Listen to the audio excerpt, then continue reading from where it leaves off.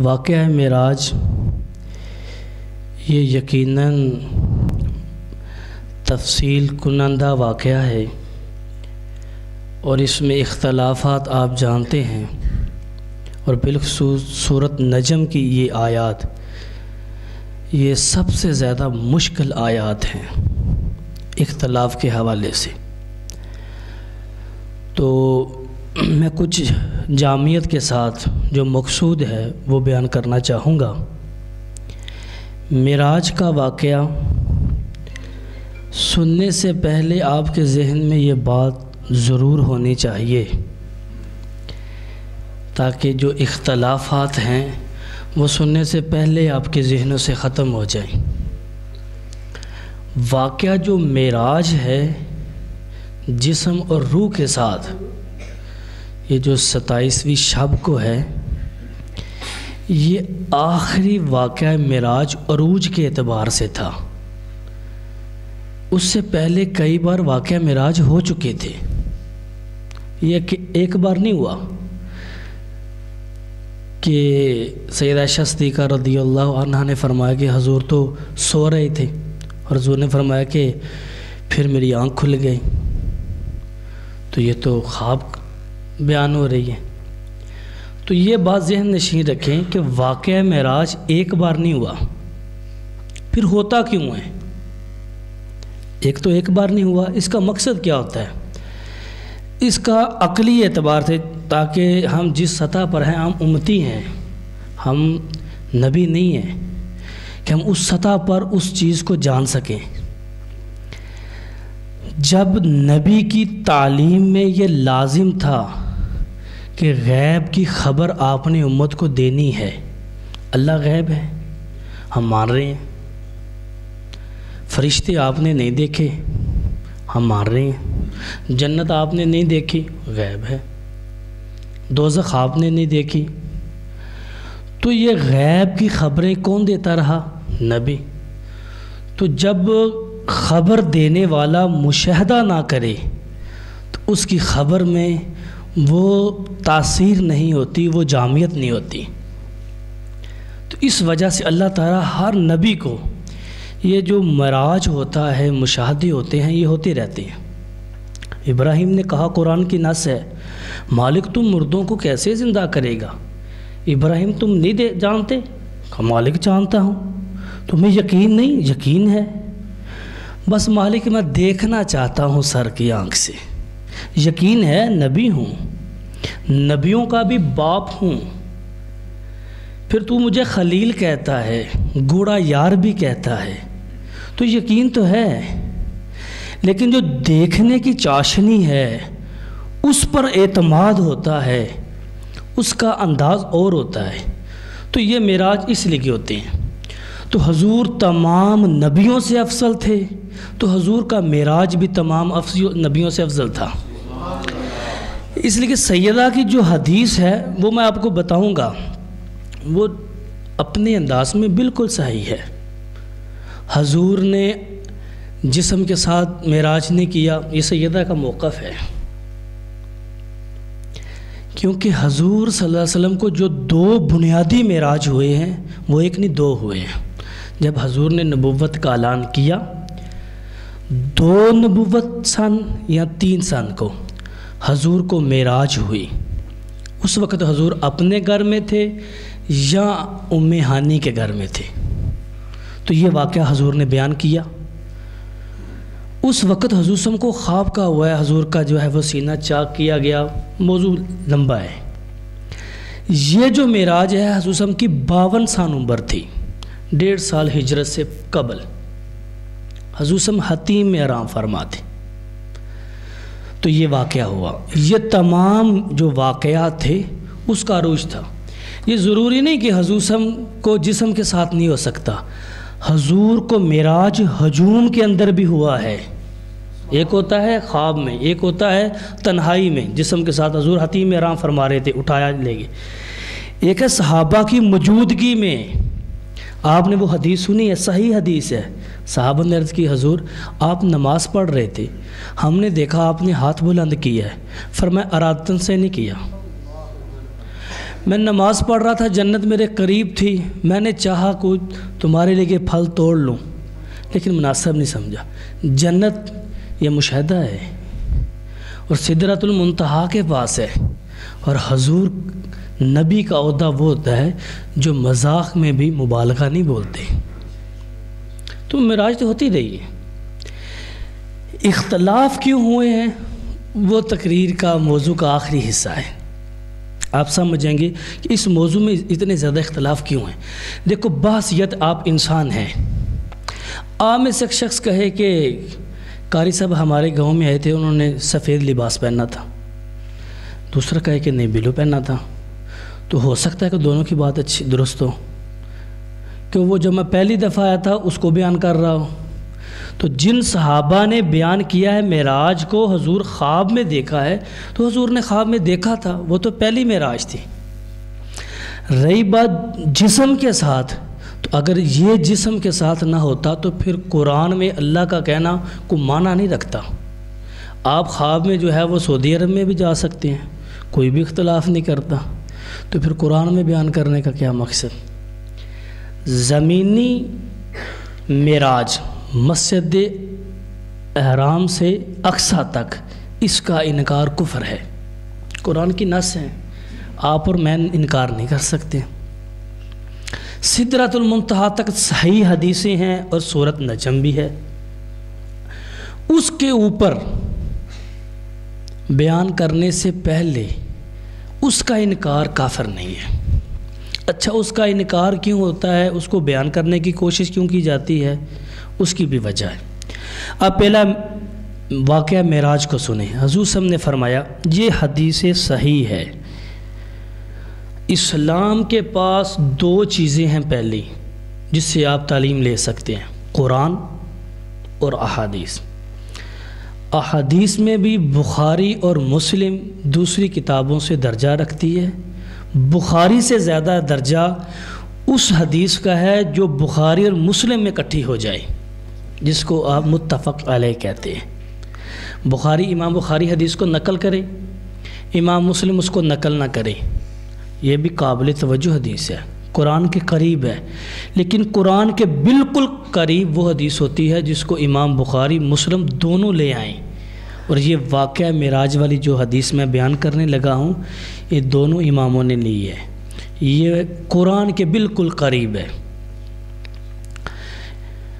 حضور صلی اللہ علیہ وسلم نے فرمایا یہ حضرت مالک بن صعصع سے ہے۔ مالک بن صعصع شاید آپ نے پہلی دفعہ نام سنا ہو، انہوں نے زندگی میں ایک ہی حدیث بیان کی ہے، وہ بھی معراج کی۔ اچھا اس کی وجہ یہ ڈرتے تھے حدیث لکھنے میں یاد کرنے میں کوئی غلطی ہو سکتی ہے، احتیاط کی وجہ سے، لیکن حضور نے ان کو بیان کیا تھا، ان کے اندر شوق تھا معراج کا واقعہ سننے کا۔ حضرت انس، عبداللہ بن مسعود، عبداللہ بن عباس 28 صحابہ نے حضور سے براہ راست سنا ہے واقعہ معراج، پھر بھی مالک بن صعصع سے ہی سنتے تھے، حضور سے بھی سنا تھا، لیکن وہ جس شوق کے ساتھ جس ذوق کے ساتھ بیان کرتے تھے کہ مجھے حضور نے سنایا ہے تو وہ بیان کرتے۔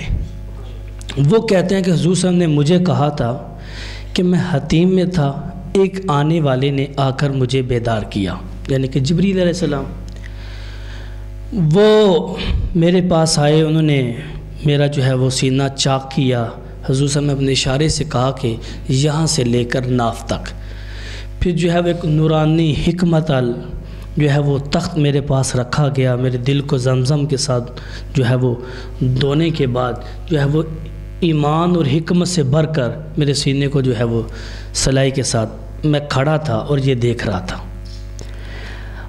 اب یہ میرا موضوع نہیں ہے، بس تھوڑا سا بیان کر دوں، جب انسان کا دل نکل جائے تو وہ دیکھنے کے تو قابل ہی نہیں رہتا، یہ نبی کا دل ہے، اس لیے کہ حضور نے فرمایا کہ نبی کے سو جانے سے وضو نہیں ٹوٹتا کیونکہ اس کا دل نہیں سوتا۔ حضور صلی اللہ علیہ وسلم فجر کی نماز سے پہلے اٹھتے، تہجد میں وضو فرماتے، تہجد پڑھنے کے بعد حضور جو ہے وہ سنتے ادا کرتے، پھر آرام کرتے، بغیر وضو سے فجر کی نماز ادا فرماتے، تو یہ نبی کی شان ہوتی ہے۔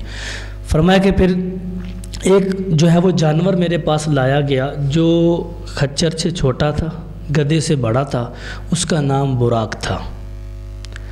پھر جو ہے وہ میں مسجد اقصیٰ پر پہنچا تو سارے لوگ جمع تھے، انبیاء جمع تھے، اور جہاں انبیاء اپنی سواریاں باندھا کرتے تھے زندگی میں اپنی حیاتی میں نے وہاں ہی جو ہے وہ اپنے جانور باندھ دیا۔ پھر میں دیکھ رہا تھا کہ کون امامت کے لیے آگے ہوتا ہے، تو کیونکہ ان میں میرے باپ بھی ابراہیم بھی تھے، آدم علیہ السلام بھی تھے، اسماعیل علیہ السلام، یہ تو باپ کی حیثیت رکھتے ہیں، تو جلیل القدر نبی بھی تھے، موسیٰ علیہ السلام ہو گئے اس طرح۔ تو فرمایا اتنے میں جبریل علیہ السلام نے مجھے کہا کہ امامت کا حق آپ کو ہے۔ تو نماز کے بعد مجھے جبریل علیہ السلام اوپر لے گئے، میں وقت کم ہے اس لیے آپ کو موضوع کی طرف لے کر آ رہا ہوں۔ اوپر سے مراد جو ہے وہ وہاں سواری نہیں ہے، اوپر آج کے دور میں اس کو سمجھنا آسان ہے، آپ لفٹ استعمال کر سکتے ہیں کہ میں کھڑا تھا اور جبریل علیہ السلام مجھے اوپر کی طرف لے گئے، آسمان کے دروازے پر انہوں نے جو ہے وہ اجازت لینا چاہی تو فرشتوں نے پوچھا کون؟ میں نے کہا جبریل۔ کہا آپ کے ساتھ کون ہے؟ کہا محمد صلی اللہ علیہ وسلم۔ کہا انہیں بلایا گیا ہے؟ کہا انہیں بلایا گیا ہے۔ کہا مرحبا مرحبا۔ فرمایا کہ میں پہلے آسمان پر پہنچا تو میرا باپ آدم علیہ السلام تھے، میں نے سلام کیا، انہوں نے کہا کہ اے نیک بیٹے، اے نیک نبی، تمہیں سلام ہو۔ تو پھر جبریل علیہ السلام نے مجھے اوپر لے گئے، دوسرے آسمان پر بھی ایسا ہی ہوا، فرشتوں نے پوچھا کون؟ کہا میں جبریل۔ کہا آپ کے ساتھ کون ہے؟ کہا محمد صلی اللہ علیہ وسلم۔ انہیں بلایا گیا ہے؟ کہا بلایا گیا ہے۔ آپ بتائیں کیا فرشتوں کو نہیں پتہ تھا کہ یہ جبریل ہیں؟ مرحبا کر رہے ہیں۔ قانون ہوتا ہے، یہ اللہ کا قانون تھا، جب بھی وہ نیچے آئیں گے اجازت کے ساتھ آئیں گے، جب بھی اوپر جائیں گے اجازت کے ساتھ آئیں گے۔ تو اس لیے کہ فرشتے اپنے حکم جو اللہ کا تھا اس کو بجا لاتے ہوئے پوچھ رہے ہیں، یہ نہیں کہ وہ جانتے نہیں، وہ جانتے تھے یہ جبریل ہے، یہ جانتے تھے کہ حضور تھے۔ فرمایا کہ دوسرے آسمان پر پہنچا تو عیسیٰ علیہ السلام اور یحییٰ علیہ السلام، یہ خالہ زاد بھائی ہیں، انہوں نے مجھے سلام کیا کہ اے صالح بھائی اور اے صالح نبی، تم پر سلام۔ کیونکہ آدم علیہ السلام باپ ہیں، انہوں نے بیٹا کہا، عیسیٰ علیہ السلام اور یحییٰ علیہ السلام کی نسل سے حضور نہیں، اس لیے کہ انہوں نے بھائی کہا۔ پھر میں تیسرے آسمان پر اسی طرح پوچھا گیا تو میں نے دیکھا کہ یوسف علیہ السلام تھے، انہوں نے سلام کیا، میں نے جواب دیا۔ چوتھے آسمان پر ادریس علیہ السلام، انہوں نے سلام کیا، میں نے جواب دیا۔ پانچویں پر جو ہے ہارون علیہ السلام تھے، انہوں نے جواب دیا۔ چھٹے پر میں نے پہنچا تو موسیٰ علیہ السلام تھے، انہوں نے سلام کیا تو میں چلنے لگا، وہ رو پڑے۔ میں نے پوچھا کہ حضرت آپ کا رونے کا سبب کیا ہے؟ انہوں نے کہا کہ اے جبریل، ایک نوجوان جو میرے بعد مبعوث کیا گیا اور اس کی امت جنت میں میری امت سے زیادہ جائے گی، اس پر رونا آیا۔ یہ حسد نہیں ہے، یہ نبی کی اپنی امت کے لیے محبت اور احساس ہے کہ ہم نے اتنی محنت کی، اور فضیلت محمدی تو وہ آپ جانتے ہیں۔ کہا کہ جب میں 7ویں آسمان پر پہنچا تو ایک جو ہے وہ سفید داڑھی والے بیٹھے تھے اور جنہوں نے ٹیک لگائی ہوئی تھی، میں فوری آگے بڑھا تو مجھے جبریل نے بتایا یہ آپ کے باپ ابراہیم ہیں۔ تو میں نے سلام کیا تو انہوں نے کہا کہ سلام کا جواب دیتے ہوئے کہ صالح بیٹے اور صالح نبی، تم پر بھی سلام، اور اپنی امت کو میری طرف سے بھی سلام دے دینا۔ یعنی امت کو سلام جب آیا وہ ابراہیم علیہ السلام کی طرف سے آیا۔ تو فرمایا کہ پھر مجھے سدرۃ المنتہا تک پہنچا دیا گیا، پھر جو ہے وہ وہاں مجھے جنت دکھائی گئی۔ یہ واقعات، یہ حدیث جو بخاری اور مسلم کی میں نے بیان کی ہے وہ سدرۃ المنتہا تک ہے، اس کے آگے بخاری اور مسلم کی اس حدیث میں نہیں ہے۔ اچھا، اب اختلافات کیوں ہوتے ہیں؟ عیسیٰ علیہ السلام آسمانوں پر زندہ گئے، سنی وہابی شیعہ کوئی بھی مسئلہ قابل آئیں، کبھی آپ نے اختلاف سنا کہ عیسیٰ علیہ السلام آسمانوں پر نہیں گئے؟ آپ نہیں سنیں گے۔ آدم علیہ السلام آسمانوں سے آئے، اماں ہوا آئی، کبھی اختلاف سنے آپ نے؟ نہیں سنیں گے۔ یہاں حضور جا رہے ہیں، بہت سارا اختلاف، کوئی تو سرے سے انکار کر رہا ہے، کوئی کہہ رہا ہے وہ محض خواب تھا۔ اس کی وجہ ہے ہم دیہاتوں کے رہنے والے، یا آپ یہ سمجھ لیں کہ ہم مسلمان لوگ جو ہیں وہ پٹری سے اترے ہوئے ہیں، ہمیں سادہ بنا کر ہمیں نوچا جا رہا ہے۔ اس کی وجہ کیا اختلاف کی؟ دیکھو حضور کا مقام کیا ہے، عظمت کیا ہے، وہ تو بیان کرتے ہیں۔ اختلاف کیوں ہو رہا ہے؟ اختلاف یہ ہے کہ یہ ساری یہودی لابی ہے۔ ابراہیم علیہ السلام کے کتنے بیٹے تھے؟ 2، اسحاق علیہ السلام اور اسماعیل علیہ السلام۔ اسحاق کی لڑی سے موسیٰ علیہ السلام، عیسیٰ علیہ السلام، یوسف علیہ السلام سارے نبی آئے ہیں، یہ بنی اسرائیل کے اعتبار سے۔ اسماعیل علیہ السلام سے ایک ہی نبی حضور صلی اللہ علیہ وسلم۔ یہودی لابی کا کہنا یہ ہے کہ عیسیٰ علیہ السلام افضل ہے حضور سے۔ دلیل کیا دیتے ہیں کہ اسحاق علیہ السلام ابراہیم کے بیٹے ہیں اس بیوی سے جنہوں سے انہوں نے نکاح کیا تھا، اور اسماعیل علیہ السلام اس بیوی سے ہیں جو لونڈی ہیں۔ تو لونڈی کا بیٹا افضل نہیں ہوتا بس اس کے کہ جس کے ساتھ نکاح کیا جائے، لہٰذا اسماعیل علیہ السلام افضل نہیں ہے۔ افضل کون ہے؟ اسحاق علیہ السلام۔ جب وہ افضل ہیں تو پھر ان کی لڑی سے عیسیٰ علیہ السلام افضل ہیں، حضور افضل نہیں ہے۔ یہاں انسانوں کو گھمایا جائے، ہم معراج کی نفی کر دیتے ہیں کہ عیسیٰ علیہ السلام ہی ایسی ہستی ہیں جن کے بارے میں اسلام کے اندر یہ ہے کہ یہ زندہ پہنچے ہیں، لہٰذا یہ پہلے آسمان تک تو عیسیٰ علیہ السلام کو مانتے ہیں، تو اگر حضور اس سے بھی آگے گئے ہیں تو پھر تو حضور افضل ہوئے، لہٰذا ہم سرے سے ہی انکار کر دیتے ہیں۔ ہم ان کے اندر ہی لوگ پیدا کر دیتے ہیں جو کہے کہ یہ ممکن ہی نہیں، جسم کے ساتھ کیسے جا سکتے ہیں، جسم پہلے آسمان تک کیسے جا سکتے ہیں؟ آدم علیہ السلام جسم کے ساتھ آئے بھی ہیں، گئے بھی ہیں۔ پھر اماں ہوا نبی نہیں، غیر نبی ہیں۔ نبی کا تو مقام، غیر نبی کا جسم کے ساتھ جنت سے زمین پر آنا ثابت ہے۔ تو اختلاف کی یہ ایک وجہ بنی، اور اس کے اندر جو ہے پھر چھوٹی چھوٹی چیزیں ڈال دی گئیں۔ اچھا، حضور صلی اللہ علیہ وسلم کی جو شخصیت ہے عظمت کے اعتبار سے، مقام کے اعتبار سے، اس کے 2 پہلو ہیں۔ اب آپ کو یہ اختلاف اور معراج کی مکمل سمجھ آئے گی۔ حضور صلی اللہ علیہ وسلم کی شخصیت کے 2 پہلو ہیں، ایک بطور نبی آپ کی عظمت اور مقام، ایک حضور صلی اللہ علیہ وسلم کی بحیثیت انسان عظمت اور مقام جو ہے۔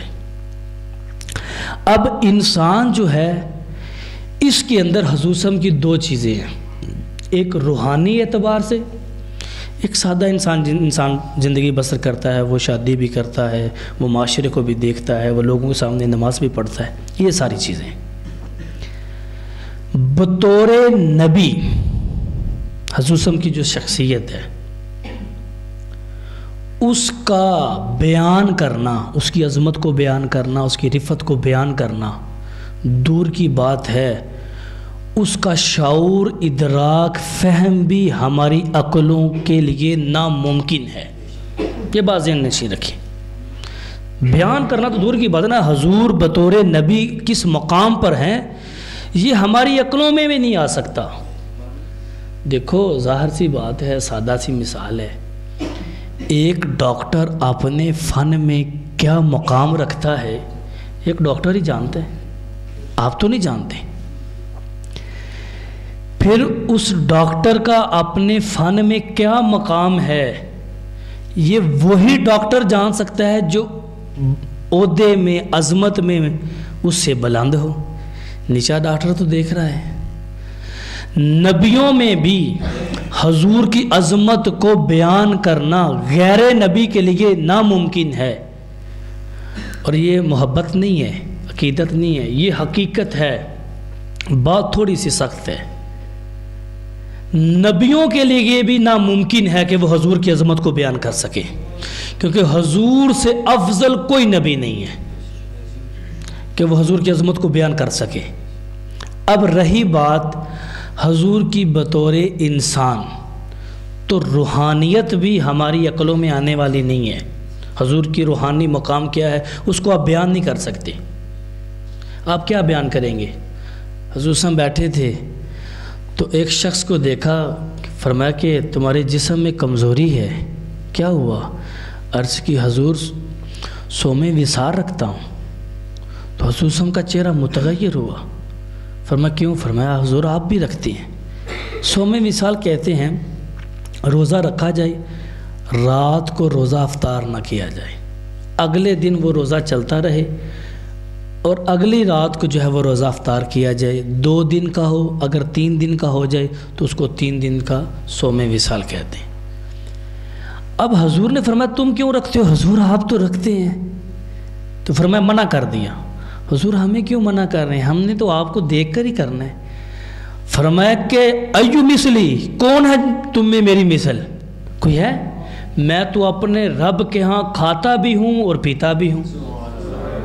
اب آپ کی عقل کیا سوچتی ہے کہ اللہ کے ہاں حضور کا جو ہے وہ کھانا اور پینا کیسا ہے؟ یہ تو انسان کے بس کی بات نہیں۔ اب حضور صلی اللہ علیہ وسلم کی بطور عام انسان ہماری سمجھ میں آ سکتے ہیں، اس پر کوئی بحث نہیں ہے، کوئی موضوع نہیں ہے، کوئی واقعات ہی نہیں ہے۔ اس واقعہ کو پکڑا جا رہا ہے کہ حضور نے اللہ کو دیکھا، کیسے دیکھ سکتے ہیں، جو ہماری عقلوں سے بھی بعید ہے، اور اس پر بحث ہو رہی ہے۔ اور اللہ قرآن میں کیا کہتا ہے کہ حضور کی آنکھ نے دیکھا اور دل نے جو ہے وہ اس کا انکار نہیں کیا۔ اس کا کیا معنی رکھتے ہیں؟ آپ سادہ سی مثال لے لیں۔ آپ نے جب پہلی دفعہ دیکھا تھا وہ جوس والی دکان، اس پر جو فروٹ وغیرہ ہوتے تھے تو دور سے لگتا تھا کہ یہ اصل ہیں، تو قریب جا کر دیکھا کہا وہ یہ تو آنکھ نے دھوکہ کھا لیا۔ تو فرمایا آنکھ نے جو دیکھا ہے دل نے اس کا رد نہیں کیا۔ ایک معنی یہ ہوتا ہے۔ ایک معنی ہوتا ہے کہ آپ کو اللہ مدینے لے جائے، آپ ریاض الجنہ میں بیٹھے ہوں اور آپ ایک لمحے کے لیے کہیں کہ یار میں زندہ ہوں، واقعی ادھر بیٹھا ہوں، یعنی خوشی اتنی زیادہ ہو کہ آپ اس کو قبول نہ کرنا چاہ رہے ہوں۔ وہ 2-4 لمحوں کے بعد آپ کہیں کہ اللہ کا شکر ہے میں ریاض الجنہ میں بیٹھا ہوں۔ فرمایا کہ محبوب نے اللہ کو دیکھا، دیکھنے کی کیفیت یہ تھی کہ دل نے انکار نہیں کیا، دیکھا فوری قبول کر لیا، یہ تو پہلے بھی دیکھا تھا۔ تو اللہ کہہ رہا ہے کہ تم اس بات پر جھگڑتے ہو جو میرے محبوب نے دیکھا ہے۔ جھگڑا تو اس بات کا ہو کہ جو بات سنی ہو اس پر تو بحث ہو سکتی ہے، جھگڑا ہو سکتا ہے، یار اس نے بات سنی ہے۔ تو اللہ کہتا ہے کہ تم اس پر جھگڑتے ہو جو میرے محبوب نے دیکھا ہے۔ بھلا دیکھنے پر بھی جھگڑا ہو سکتا ہے، تم دیکھنے پر جو ہے وہ جھگڑ رہے ہو، ایک بار نہیں دیکھا، محبوب نے 2 بار دیکھا ہے۔ تو یہ قرآن، اب یہ چیزیں بیان ہم نہیں کر سکتے۔ دیکھو ہم بیان کریں گے خطا کر بیٹھیں گے۔ ایک دیہاتی شخص جو ہے اس کے ذہن میں آپ یہ دیکھیں کہ ایک پٹواری ہے، اس کے ذہن میں شاید سمجھتا ہے کہ پٹواری سب سے بڑا عہدہ ہے۔ وہ شہری بابو کے پاس گیا، اس نے کہا یار مجھے کام ہے، تو وہ شہری بابو ڈپٹی کمیشن تھا، اس نے کام کر دیا۔ اب وہ دیہاتی تھا، وہ جتنا اس کا عقل تھا، علم تھا، اس نے کہا اللہ تمہیں پٹواری لگا دے۔ اب اسے کیا پتا کہ جو دعا دے رہا ہوں یہ تو بد دعا ہے، کتنے پٹواری اس کے نیچے ہیں۔ تو ہم بھی یہی ہیں، ہم حضور کی بیان کرنا چاہیں گے تو ہن کر بیٹھیں گے، اور یہ اکثر سنیوں میں ہوتا ہے۔ ناراض نہ ہو، ہم پھر ایسی باتیں کرتے ہیں جس کا ہمیں بھی نہیں پتہ ہوتا۔ شیخ سعدی نے کیا کہا تھا؟ آپ شیخ سعدی کو نہیں مانتے؟ کیا کہا تھا؟ مختصر قصہ یہی ہے کہ خدا کے بعد تو ہی ہے، بس۔ انہوں نے تو بات ہی نہیں کہی۔ غالب 2 قدم آگے بڑھا، اس نے کہا حضور آپ کی ثنا، آپ کی تعریف، آپ کی عظمت ہم اللہ کے حوالے کرتے ہیں، ہم کون ہوتے ہیں بیان کرنے والے؟ یہ ذات اکیلی اللہ کی ہے جو حضور کے اصل مقام اور مرتبہ کو جانتی ہے، تو وہ آپ کی تعریف کرے۔ تو اس نے کر دی۔ پھر اس چیزوں کو واقعہ معراج کو نجم میں ابہامی رکھا کہ واقعہ ہوا ہے، بیان کرنا ہے، قرآن میں رکھنا ہے، تم کیا جانو کہ وہ ملاقات کیسی ملاقات ہے، تمہیں کیا خبر؟ ہماری عقل وہاں جا سکتی ہے؟ نہیں جا سکتی۔ اب جہاں جا سکتی تھی وہاں ہم نے کام ہی نہیں کیا۔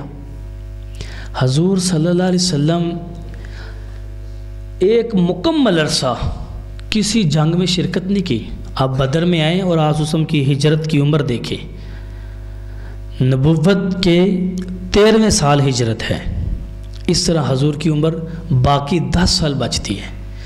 10 سال کے بعد جو ہے وہ اس کے بعد جو ہے وہ پہلی جنگ ہوئی ہے بدر میں، اور پوری دنیا اس بات پر حیران ہے کہ حضور صلی اللہ علیہ وسلم بطور جرنیل اتنے کامیاب کیسے ہیں، کسی جنگ میں حصہ نہ لیا ہو اور بدر احد میں بطور جرنیل اتنے کامیاب شخص ہوں، یہ نہیں ہے، کوئی دیکھ نہیں سکتا۔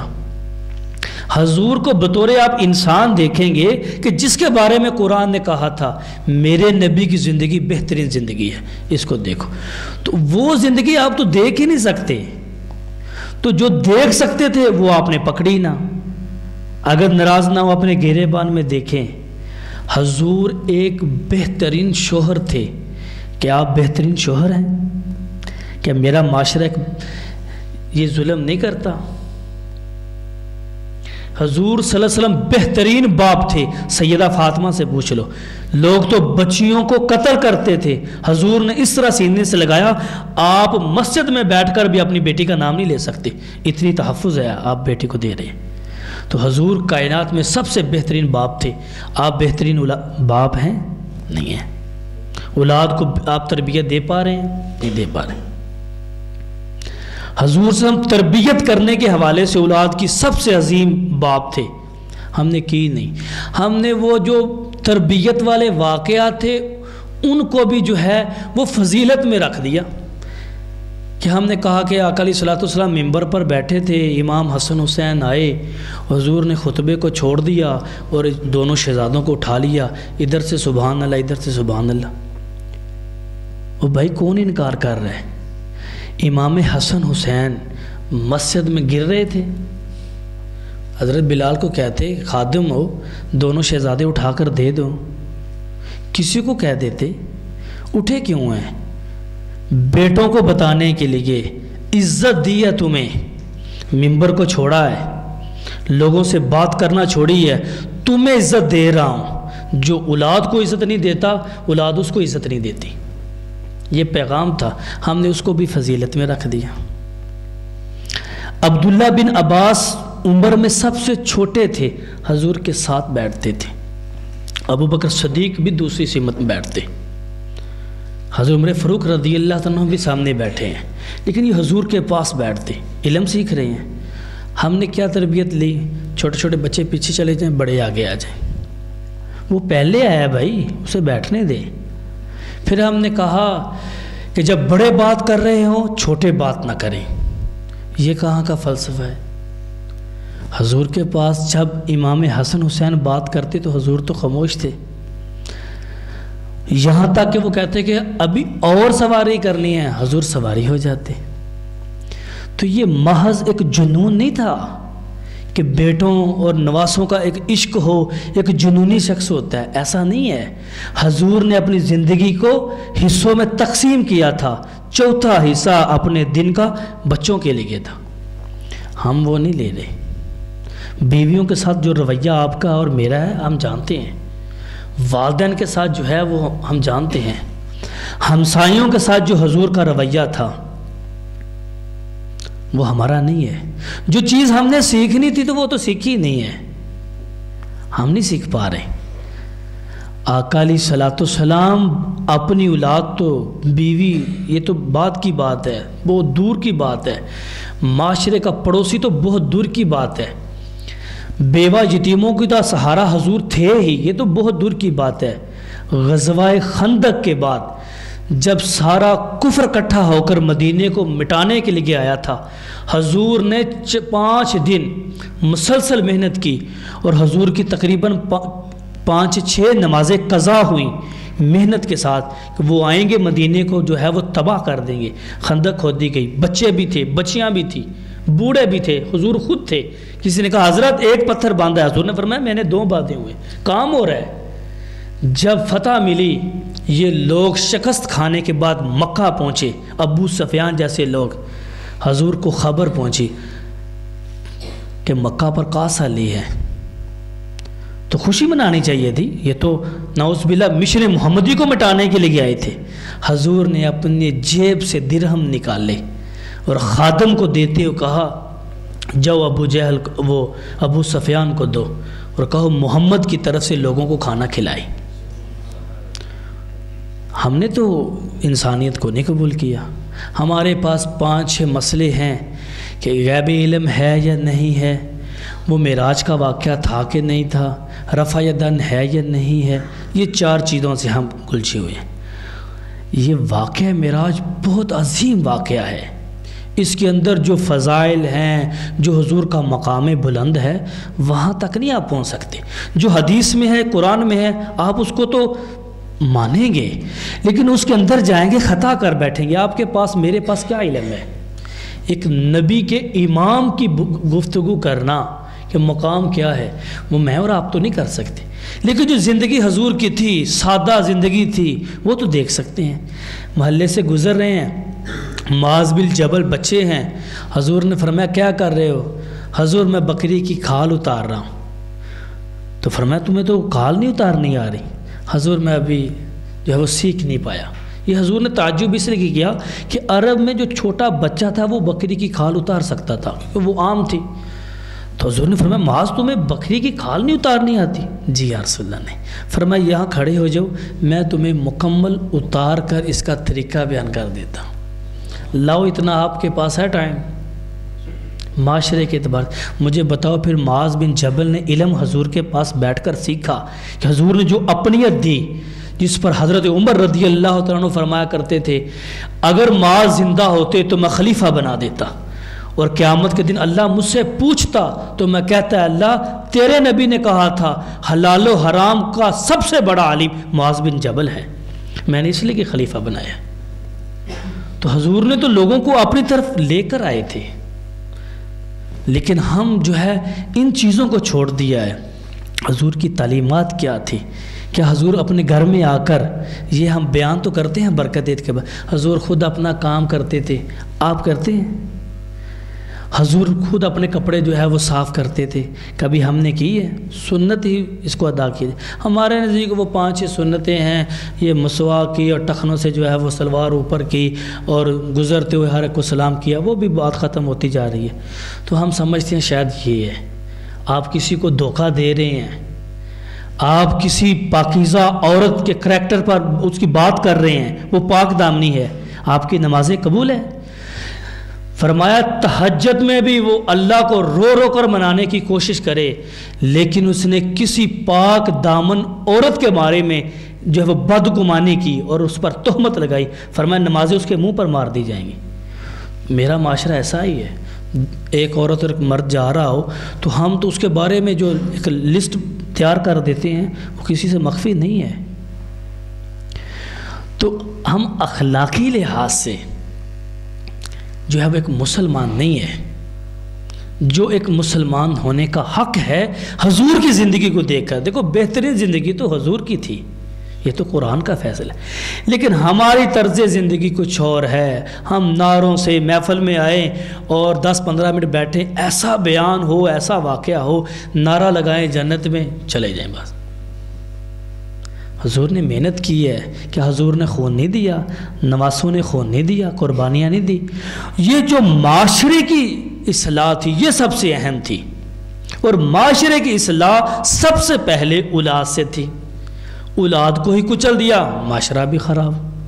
اب ہر شخص جو ہے وہ کہہ رہا ہے معاشرہ نہیں ٹھیک۔ معاشرے میں سب سے پہلے میں تھا، میں نے کیا رول ادا کیا؟ حضور نے سب سے پہلے معاشرے کی بنیاد رکھی تھی۔ مجھے بتاؤ جو لوگ اتنے سخت دل تھے کہ ایک اونٹ کسی کی کھیت میں چلا جاتا، کئی سال دشمنی ختم نہ ہوتی اور کئی 100 کے قریب لوگوں کی جانیں ضائع ہو جاتی، مار دیا جاتا، اس کا اونٹ ہماری کھیت میں قتل کر دو۔ جب حضور آئے اس معاشرے میں اور خوشبو پھیلی حضور کی محبت کی، الفت کی، مجھے بتاؤ مدینے میں آ کر صحابہ نے آدھی آدھی دولت نہیں دی صحابہ کو؟ یہاں تک آپ نے نہیں سنا ایک شخص کھڑا ہوا، حضرت میری پاس 2 بیویاں ہیں، اگر آپ حکم کریں ایک کو طلاق دے دیتا ہوں، وہ دوسرا بھائی اس کے ساتھ شادی کر لے۔ کیا صحابہ کے اندر یہ تم جو قتل کرنے والے تھے، یہ تو اتنے سخت تھے کہ ایک اونٹ کو بھی برداشت نہیں کرتے تھے، آج آدھی دولت دے رہے ہیں، گھروں میں ٹھہرا رہے ہیں اور کہہ رہے ہیں کہ تم ہمارے بھائی ہو۔ یہ حضور نے نظام دیا تھا۔ وہ 313 آپ نے نام سنا ہے بدر میں، وہ جو 313 تیار ہوئے تھے اس کے پیچھے محنت تو دیکھو کتنی تھی۔ حضور نے جان خون دے کر ان کو پالا تھا۔ پھر انہوں نے کہا تھا یا رسول اللہ اب ہم سے مشورہ لے رہے ہیں، ہم موسیٰ کی قوم نہیں ہیں، جب جنگ کی بات ہو اور موسیٰ اور اس کا خدا لڑے، حضور حکم کریں، یہ تو کچھ بھی نہیں ہے، چند مٹھی بھر کافر ہیں، اگر آپ پہاڑ سے کہیں تو ہم ٹکرا جائیں، اگر دریا میں کہیں تو کود جائیں، آپ کہہ رہے ہیں، آپ اللہ کے نبی ہیں، آپ نے تیار کیا ہے، ہم نے آپ کے اخلاق دیکھے ہیں، کردار دیکھے ہیں، آپ کی تنہائیاں دیکھی ہیں، آپ کا مسجد میں جو ہے وہ ہمارے لیے رو رو کر دعائیں کرنا ہم نے سنا ہے، آپ نے اپنی ذاتیت کے لیے نہیں کیا، اس مشن کے لیے کیا ہے۔ زندگی بھر حضور نے اپنی ذاتی زندگی کے لیے کچھ بھی نہیں لیا۔ سب سے زیادہ محبت عمر کے اعتبار سے بھی ابوبکر صدیق رضی اللہ عنہ کے ساتھ تھی، یعنی کہ نبوت کے پہلے بھی وہ دوست تھے۔ لیکن ایک دن دوپہر کے وقت حضور ان کے گھر آئے۔ عرب میں دوپہر کے وقت آرام ہوتا تھا، جب سارا مکہ آرام کر رہا تھا، حضور دوپہر کے وقت ان کے دروازے پر پہنچے۔ فرمایا ابو بکر اللہ کی طرف سے ہجرت کا حکم ہے، تیار رہنا۔ اب انہوں نے سوچا کہ شاباشی ملے گی، حضور خوش ہوں گے۔ عرض کی حضور میں نے 2 اونٹیاں پار رکھی ہیں، حضور خوب ان کو کھانا دیا ہے، چارہ دیا ہے، فقط ہجرت کے لیے، 1 اونٹنی آپ کے لیے، 1 میرے لیے۔ اب حضور نے انکار نہ کیا کہ ناراض نہ ہو، فرمایا میں اس اونٹنی کی قیمت دوں گا۔ حضور ابو بکر سے مغایرت، مجھ سے قیمت لیں گے؟ فرمایا قیمت تو میں دوں گا، میرے مشن میں مدد کرو، میں اپنی ذات کے لیے نہیں مانگتا۔ پھر حضور نے قیمت دی ہے، ہاں تو مجھ سے محبت کرتا ہے، نفع نہ لے، جتنے کی اونٹنی لی ہے اتنے کی دے دو، لیکن میں قیمت ضرور دوں گا۔ اگر حضور قیمت نہ دیتے تو ایک ذرہ بھی ہے اندیشہ کہ ابو صدیق بات کرتے، لیکن مشن کے لیے کیا، پھر انہوں نے مشن کے لیے کام کیا ہے۔ تو حضور تیار کرتے رہے اس معاشرے کو، ہم نے بگاڑ دیا۔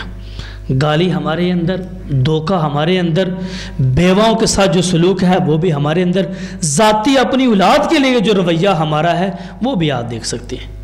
ہم تو اپنی اولاد کو کتنی عزت دیتے ہیں، ہمارے گھر میں تو مہمان آ جائے آپ ناراض نہ ہو، اس کو جو بوتل دیتے ہیں نا، وہ بھی اولاد کو کہہ رہے ہوتے ہیں کہ تمہاری یہ بھی اوقات نہیں، اس کی ماں کو کہہ رہے ہوتے ہیں اس کو باہر لے جاؤ، یہ دیکھ رہا ہے مہمان بوتل پی رہے، وہ بھائی ایک اس کو دے دو، اسے پتہ چلے میں اس کا بیٹا ہوں۔ یہ ایک جو ہے وہ بوتل کی کیا قیمت ہوتی ہے، ہمارے ہاں نہیں ہوتا، تو وہ دیکھ رہا ہوتا ہے جس کی اتنی اوقات ہے، عزت ہے، تو وہ دین کے لیے کام کرے گا۔ حضور نے تو ممبر چھوڑ دیا تھا، فرمایا کہ بیٹا یہ تمہاری عزت ہے، تو پھر بیٹوں نے اس ممبر کی لاج رکھی کہ نہیں رکھی؟ تو ہم نے سیکھی نہیں دین، حضور کی زندگی دیکھی نہیں ہے، جو جتنا کسی محفل سے مل گیا یا اس طرح۔ خدا را اس معاشرے کو، یہ چند نوجوان لگے ہیں، آپ جانتے ہیں یہ جو محفل کا اہتمام کرتے ہیں، فلاحی کام کر رہے ہیں، اللہ تعالیٰ اجر دے، لیکن اگر آپ بڑے لوگ مل جائیں، یہ آپ کی اولاد ہے، آپ ان کے بازو بنیں کہ بیٹا یہ اولاد ہوتی ہے، اور اپنے بچوں کے لیے جو ہے وہ بہت زیادہ، یہ آپ مسجد کا ماحول دیکھ لیں، امام صاحب جو ہوتے ہیں ان کے پاس بچے کتنے ہوتے ہیں، وہ ساروں کا سبق سن سکتے ہیں، ساروں کو یاد کرا سکتے ہیں۔ تو سکول میں جو ہے وہ 25 سے زیادہ ہو جائے تو ہم تو پرنسپل سے بات کرتے ہیں، اتنے زیادہ ایک کلاس میں بچے کیسے پڑھ سکتے، وہاں میں مسئلے آتے ہیں۔ یہاں پھر جو ہے وہ کہیں گے 15,000 دینے اور بچے بھی نہ پڑھائے، اور بھائی سب لوگ 100 روپے بھی دے، تو آپ تو علیحدہ سے ایک ٹیچر رکھ سکتے ہیں جو آپ کے بچوں کو قرآن کی تعلیم دے۔ تو تو اس میں تو کوئی حرج نہیں، لیکن ہم نے اولاد کو بتا دیا ہے کہ یہ قرآن ہے، اس کی یہ والی، اور تمہاری بھی عزت ہمارے نزدیک یہ ہے کہ ایک مہمان بھی آ جائے ہم تمہیں اس کے پاس بھی بٹھانے کے روادار نہیں ہیں، چاہے کہ تمہیں گفتگو کرے۔ حضور جب بات کرتے تھے تو امام حسن حسین پاس تھے، سیدہ فاطمہ اکثر حضور کے ساتھ میدان میں چلی جاتی تھی بچپنے میں، بطور بیٹی وہ جذبہ ہوتا ہے باپ کے لیے، آپ سمجھتے ہیں کہ بیٹیاں باپ سے زیادہ محبت کرتی ہیں، اور ایک دن ہاتھ پکڑ لیا، کہا بیٹی کدھر؟ کہا بابا میں کفار کو بتانے لگی ہوں کہ میرے بابا اکیلے نہیں ہیں، فاطمہ ساتھ ہے۔ تو یہ جذبے تھے، تو آپ تو اولاد کو ساتھ رکھیں۔ حضور کی اگر آپ سیرت پر عمل نہیں کرتے، حضور کی زندگی کو اپناتے نہیں ہیں، تو پھر جس چیزوں کے پیچھے آپ پڑے ہیں اس کا فائدہ نہیں آپ کو ہوگا۔ آپ اپنا وقت، اپنا پیسہ معاشرے پر لگائیں، معاشرہ ٹھیک ہوگا تو ایک مکمل ملک جو ہے وہ ایک وجود میں آئے گا۔ اگر آپ کا معاشرہ نہیں ٹھیک تو آپ کے گھر بھی نہیں ٹھیک، وہ بس آپ ٹائم پاس کر رہے ہیں، تو اس پر آپ کچھ کہیں گے کہ ہم کیسے زندگی گزاریں۔ آپ تاجر ہوں، آپ جو ہیں وہ امام مسجد ہوں، آپ جو ہیں وہ دکاندار ہوں، آپ زندگی کسی سطح پہ کھڑے ہو جائیں، آپ کو حضور کی زندگی نظر آئے گی۔ تاجر میں حضور سے بڑا کوئی بہترین تاجر نہیں ہے، امام کے اعتبار سے حضور سے سخت ڈیوٹی کسی نے نہیں دی، معاشرے کے اعتبار سے ایک رہنما حضور سے کوئی بڑا نہیں، باپ کے اعتبار سے دیکھ لیں، جرنیل کے اعتبار سے دیکھ لیں، قاضی کے اعتبار سے دیکھ لیں، یہ سب سے پہلے فیصلہ حضور کا ہے۔ فریقین میں سے ایک کی بات سننے کے بعد فیصلہ نہ کرو، دوسرے کی بات سنو، ہمیشہ شک کا فائدہ ملزم کو دو، شک کرنے والے کو نہ دو، یہ حضور کے فیصلے۔ اور اگر آپ تھوڑی سی دنیا کی تاریخ بھی پڑھتے ہیں، آپ یورپ کا مطالعہ کر لیں، یہ ان کے نصاب میں ہے، اگر تیسری بڑی جنگ عظیم سے بچنا چاہتے ہیں، پوری کائنات کو آگ سے بچانا چاہتے ہیں، تو محمد صلی اللہ علیہ وسلم کا نظام لے آئیں۔ حضور کے نظام سے ہی جو ہے وہ نجات ہے، وہ آپ کے گھروں میں بھی ہے، آپ کے معاشرے میں بھی ہے، آپ کی مسجدوں میں بھی ہے، آپ کے ملک میں بھی ہے۔